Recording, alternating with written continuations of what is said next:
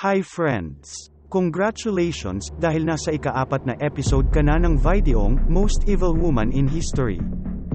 Naaalala mo pa ba si Eileen Wuornos at Amelia Dyer Carla Hamolka? Sila paksa sa unang 3 episode. Maaari mo itong panuorin sa channel na ito o mag-click lang sa isang lugar sa paligid ng iyong screen. Para sa ating 4th episode, magsimula na tayo. Myra Hindley ipinanganak noong ika-23 ng Hulyo taong 1942 sa Manchester, England. Isa siyang serial killer ng maliliit na bata, mga pagpatay na ginawa niya sa pakikipagtulungan sa nobyong si Ian Brady. Si Myra Hindley ay isang Ingles na serial killer. Sa pakikipagtulungan kay Ian Brady, ginawa niya ang mga panggagahasa at pagpatay sa 5 maliliit na bata.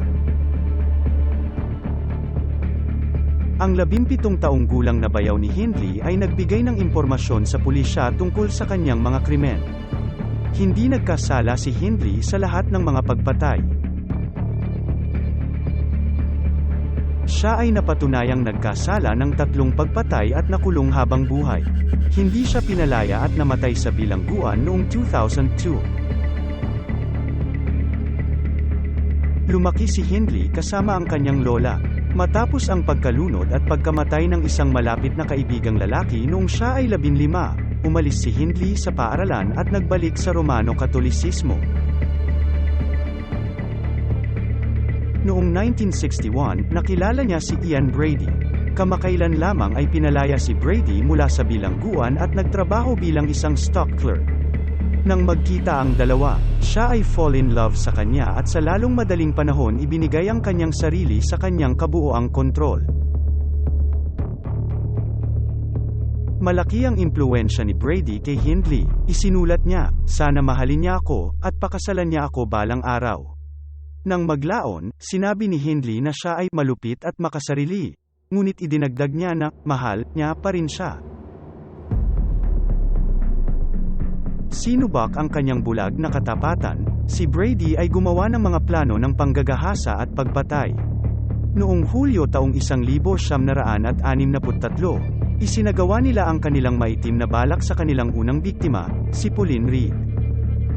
Pagkaraan ng 4 na buwan, nawala ang 12 taong gulang na si John Kilbride, na hindi na muling nakita. Noong Hunyo taong 1964, sumunod ang 12 taong gulang na si Keith Bennett. Sa hapon ng Boxing Day, 1964, nawala ang 10 taong gulang na si Leslie Ann Downey mula sa isang lokal na fairground. Ang buong lawak ng pagpaslang ni Brady at Hindley ay hindi nalaman hanggang sa kanilang mga pag-amin noong 1985, dahil pareho silang hindi umaamin. Ang kanilang unang biktima ay ang 16 na taong gulang na si Pauline Reed, isang kapitbahay ni Hindley na nawala habang papunta sa isang sayaw sa Crumpsall noong ika-12 ng Hulyo taong 1963. Nang gabing iyon, sinabi ni Brady kay Hindley na gusto niyang isagawa ang kanyang perpektong pagpatay. Sinabi niya sa kanya na i-drive ang kanyang van sa paligid ng lokal na lugar habang siya ay nakasunod sa likod sa kanyang motorsiklo. Kapag nakakita siya ng bibiktimahin ay i-flash niya ang kanyang headlight, at hihinto si Hindley at mag-alok sa taong yun ng ride. Sa pagmamaneho sa Gorton Lane, nakita ni Brady ang isang batang babae na naglalakad patungo sa kanila, at sinenyasan si Hindley na huminto, na hindi niya ginawa hanggang sa malagpasan niya ang babae. Si Brady ay sumabay gamit ang kanyang motorbike, hinihiling na malaman kung bakit hindi niya inalok ng rides ang batang babae, na sinagot ni Hindley na nakilala niya siya na si Marie Rock, isang malapit na kapitbahay ng kanyang ina. Pagkalipas ng 8 p.m., nagpapatuloy sa Froxmere Street, nakita ni Brady ang isang batang babae na nakasuot ng maputlang asul na Amerikana at puting sapatos na may mataas na takong na naglalakad palayo sa kanila, at muling sumenyas na huminto ang van. Nakilala ni Hindley ang babae na si Pauline Reed, isang kaibigan ng kanyang nakababatang kapatid na babae, si Maureen. Sumakay si Reed sa van kasama si Hindley, na pagkatapos ay nagtanong kung tutulong siya sa paghahanap para sa isang mamahaling guwantes na nawala sa Saddleworth Mall. Sinabi ni Reed na hindi siya nagmamadali, at sumang-ayon. 16 anyos na si Pauline Reed at mas matanda kay Marie Rock. Napagtanto ni Hindley na mas nakakalungkot pagkawala ng isang teenager kaysa sa 7 o 8 taong gulang na bata.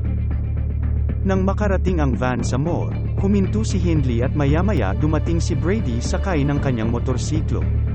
Ipinakilala niya ito kay Reed bilang kanyang kasintahan, at sinabing pumunta rin siya para tumulong sa paghahanap ng nawawalang guwantes. Dinala ni Brady si Reed sa mall habang naghihintay si Hindley sa van. Pagkaraan ng halos 30 minuto, bumalik si Brady ng mag-isa, at dinala si Hindley sa lugar kung saan nakahiga si Reed, las-las ang kanyang lalamunan. Sinabi niya sa kanya na manatili kay Reed habang kinukuha niya ang isang pala na itinago niya sa malapit sa isang nakaraang pagbisita sa mall, upang ilibing ang katawan. Napansin ni Hindley na nahubad ang Amerikana ni Pauline at gulong-gulo ang kanyang mga damit. Nahulaan niya na ito ay sexual na inatake ni Brady. Pag-uwi mula sa mall sakay ng van, isinakay na nila ang motorsiklo sa likuran. Nalampasan nina Brady at Hindley ang ina ni Reed na si Joan, kasama ang kanyang anak na si Paul, na hinahanap si Pauline sa mga lansangan.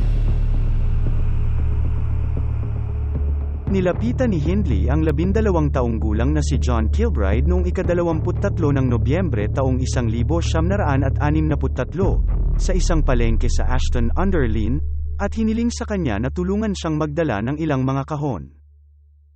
Nakaupo si Brady sa likod ng isang Ford Anglia na kotse na inupahan ni Hindley.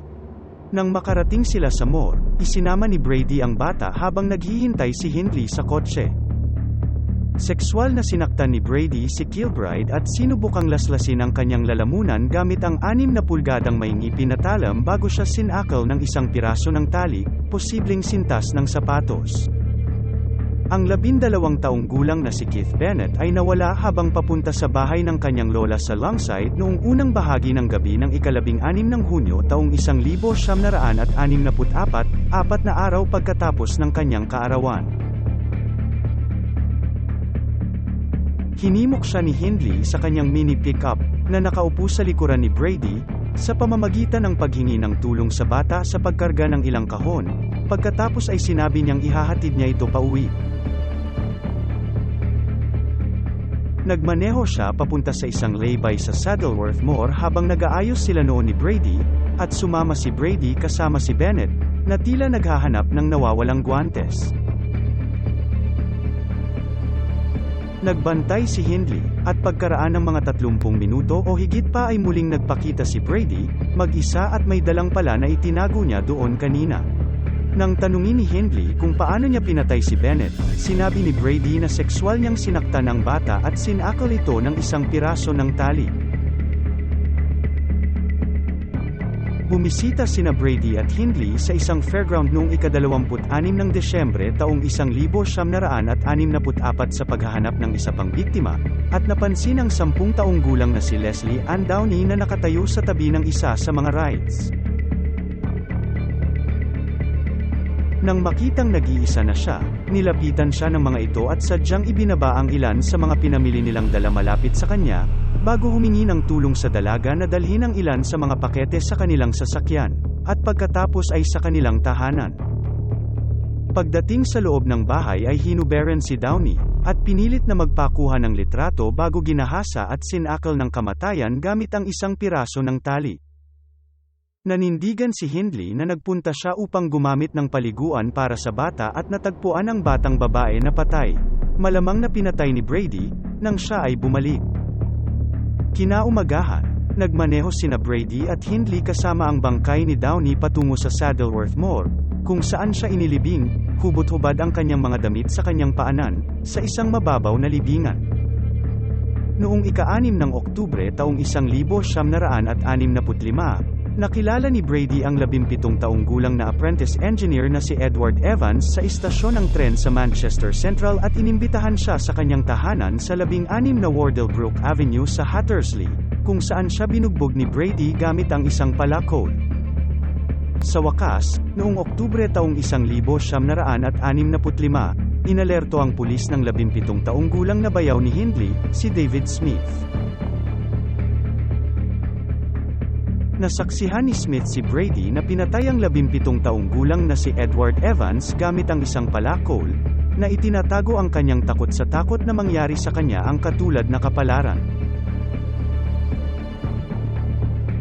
Pagkatapos ay pumunta si Smith sa pulisya kasama ang kanyang kwento, idinawit na si Brady sa mas maraming bangkay na inilibing sa Saddleworth Moor.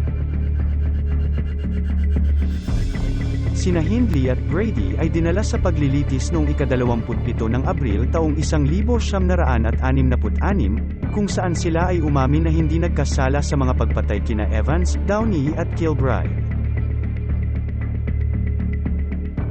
Si Brady ay napatunayang nagkasala sa mga pagpatay kina Downey, Kilbride at Evans, habang si Hindley ay napatunayang nagkasala sa mga pagpatay kina Downey at Evans, at sa pagkubli kay Brady, sa kaalamang pinatay niya si Kilbride. Pareho silang nakulong habang buhay. Noong 1970, pinutol ni Hindley ang lahat ng pakikipag-ugnayan kay Brady at pinagpipilitan Perrin na inosente siya. Nagsimula ang isang panghabang buhay na kampanya upang mabawi ang kanyang kalayaan. Noong 1987, muling naging sentro ng atensyon ng media si Hindley, kasama ang paglabas sa publiko ng kanyang buong pag-amin, kung saan inamin niya ang kanyang pagkakasangkot sa lahat ng 5 pagpatay.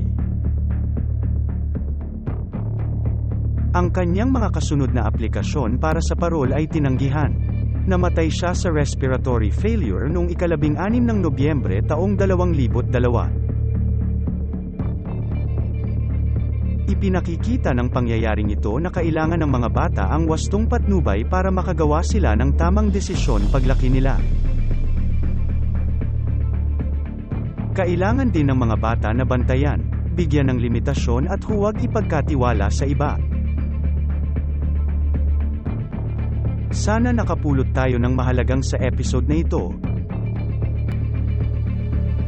Hanggang sa susunod.